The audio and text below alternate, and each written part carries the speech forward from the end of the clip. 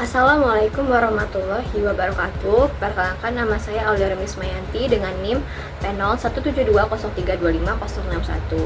Saya dari kelas STR 2B Keperawatan. Pada video kali ini saya akan membahas tentang fenomena masalah kesehatan jiwa yang terjadi di benua Eropa, Asia, dan juga Indonesia. Pengertian kesehatan jiwa menurut WHO dan UUD. Lalu, bagaimana peran perawat dalam meningkatkan kesehatan jiwa? Oke, mungkin ketika kita mendengar istilah kesehatan jiwa atau gangguan jiwa, mungkin sebagian besar dari kita masih memiliki persepsi atau pandangan yang berbeda. Padahal kesehatan jiwa memiliki makna yang jauh lebih luas. Masalah kesehatan jiwa dapat dialami oleh siapa saja tanpa memandang usia, status, jenis kelamin, dan latar belakang sosial. Oleh karena itu, penting bagi kita untuk mengetahui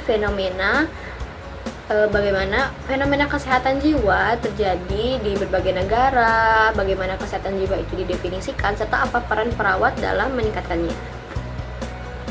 Yang pertama yang akan saya bahas adalah fenomena masalah kesehatan jiwa di kawasan Eropa, Asia, dan juga Indonesia. Nah, untuk di kawasan Eropa, saya mengambil contoh dari negara Norwegia.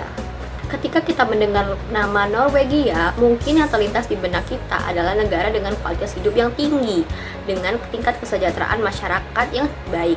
Namun, di balik itu, Norwegia juga menghadapi fenomena kesehatan jiwa yang cukup unik, yaitu Seasonal Affective Disorder atau SAD, yaitu gangguan depresi yang muncul pada musim tertentu, terutama pada musim dingin dan juga musim gugur.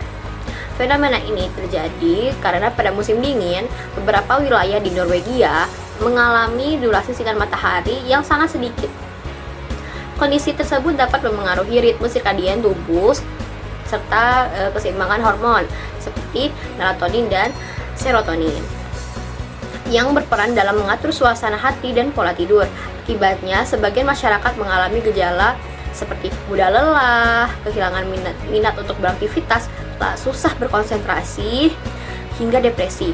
Oleh karena itu, pemerintah dan tenaga kesehatan di Norwegia memberikan perhatian khusus terhadap kesehatan jiwa warga negaranya melalui edukasi, layanan konseling, serta light terapi atau terapi cahaya. Selanjutnya di kawasan Asia. Untuk di kawasan Asia, saya mengambil contoh dari Korea Selatan.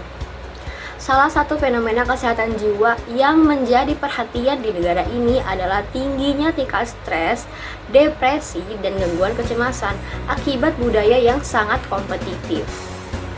Mungkin kita tidak asing lagi ya dengan Korea Selatan yang sangat amatlah kompetitif di berbagai bidang, terutama pada bidang akademik. Jadi sejak usia sekolah, banyak pelajar menghadapi tekanan akademik yang tinggi untuk memperoleh nilai yang tinggi, lalu supaya mereka bisa masuk ke universitas yang mereka inginkan. Dunia kerja di Korea itu memiliki jam kerja yang panjang, tuntutan produktivitas, serta ekspektasi untuk selalu berhasil. Karena ekspektasi sosial yang menuntut untuk selalu berhasil tersebut, kondisi tersebut berdampak pada meningkatnya masalah kesehatan jiwa. Bahkan Korea Selatan dikenal sebagai salah satu negara maju dengan angka bunuh diri yang tinggi. Oleh karena itu, pemerintah Korea Selatan terus berupaya meningkatkan layanan kesehatan mental, memperluas akses terhadap konseling, dan mengembangkan berbagai program pencegahan untuk bunuh diri. Sementara itu, untuk di Indonesia kita juga ada fenomena yang masih menjadi tantangan sehingga saat ini, yaitu adalah stigma terhadap orang dengan gangguan jiwa atau biasa kita singkat dengan ODGJ. Di masyarakat masih sering muncul anggapan bahwa semua ODGJ itu berbahaya atau tidak dapat hidup berdampingan dengan lingkungan. Pandangan tersebut seringkali diperkuat oleh pemberitaan mengenai kasus-kasus tertentu yang melibatkan ODGJ, sehingga membentuk stigma negatif di masyarakat. Padahal menurut Kementerian Kesehatan Republik Indonesia, tidak semua ODGJ bersikap agresif atau membahayakan orang lain. Sebagian besar justru dapat menjalani kehidupan secara produktif apabila mendapatkan pengobatan yang tepat, dukungan keluarga, serta penerimaan dari masyarakat itu sendiri. Sayangnya, stigma yang masih tinggi menyebabkan banyak penderita maupun keluarganya enggan untuk mencari pertolongan karena takut dikucilkan. Sehingga penanganan menjadi terlambat dan kondisi yang dialami dapat semakin memburuk. Oke. Dari ketiga contoh tersebut dapat kita lihat bahwa setiap negara memiliki tantangan kesehatan jiwa yang berbeda-beda. Norwegia dipengaruhi oleh faktor lingkungan dan iklim, Korea Selatan dipengaruhi oleh tekanan akademik, budaya kerja serta tuntutan sosial, sedangkan Indonesia masih menghadapi stigma masyarakat terhadap orang dengan gangguan jiwa.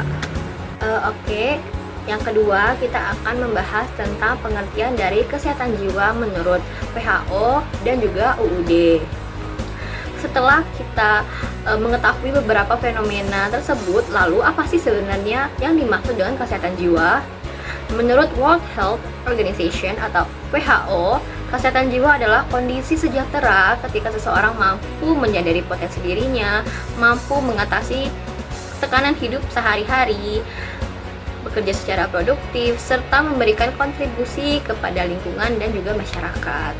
Sementara itu, menurut Undang-Undang Republik Indonesia Nomor 17 Tahun 2023 tentang kesehatan jiwa merupakan kondisi ketika seseorang dapat berkembang secara fisik, mental, spiritual, dan sosial, mampu menyadari kemampuan dirinya, mengatasi tekanan hidup, bekerja secara produktif, serta berperan aktif dalam kehidupan bermasyarakat. Berdasarkan kedua pengertian tersebut, dapat dipahami bahwa kesehatan jiwa bukan hanya berarti terbebas dari gangguan jiwa ya, tetapi juga mampu mengelola emosi, beradaptasi dengan perubahan, menjalin hubungan yang baik dengan orang lain, serta menjalankan perannya dalam kehidupan sehari-hari. Nah, yang terakhir adalah peran perawat dalam meningkatkan kesehatan jiwa. Melihat berbagai fenomena tersebut, perawat memiliki peran penting dalam meningkatkan kesehatan jiwa masyarakat. Yang pertama, perawat berperan sebagai edukator dengan memberikan edukasi atau pendidikan kesehatan mengenai pentingnya menjaga kesehatan jiwa, mengenali tanda-tanda gangguan mental sejak dini, serta menerapkan cara-cara sederhana untuk mengelola stres dalam kehidupan sehari-hari. Selain itu, perawat juga berperan sebagai konselor melalui komunikasi terapeutik untuk membantu pasien mengungkapkan perasaan dan menghadapi masalah yang sedang dialami. Yang ketiga, perawat juga berperan sebagai advokat, yaitu melindungi hak pasien agar memperoleh pelayanan kesehatan jiwa yang layak tanpa adanya diskriminasi.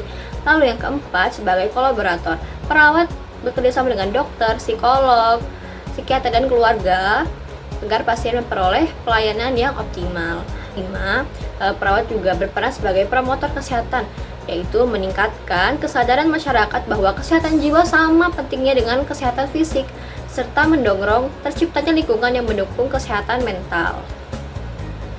Melalui berbagai peran tersebut, perawat berkontribusi dalam promotif, preventif, kuratif, dan rehabilitatif guna meningkatkan kualitas hidup individu, keluarga, maupun masyarakat. Sebagai penutup, dapat kita pahami bahwa kesehatan jiwa merupakan bagian penting dari kesehatan secara menyeluruh. Meskipun setiap negara memiliki tantangan yang berbeda, tujuan akhirnya juga tetap sama kok, yaitu mewujudkan individu, keluarga, dan masyarakat yang sehat secara fisik, mental, sosial, dan juga spiritual. Sebagai calon perawat, kita diharapkan tidak hanya mampu memberikan asuhan keperawatan, tapi juga menjadi bagian dari upaya meningkatkan kesadaran masyarakat terhadap pentingnya kesehatan jiwa serta mengurangi stigma yang masih berkembang. Demikian pemaparan yang dapat saya sampaikan. Terima kasih atas perhatiannya. Saya akhiri. Wassalamualaikum warahmatullahi wabarakatuh.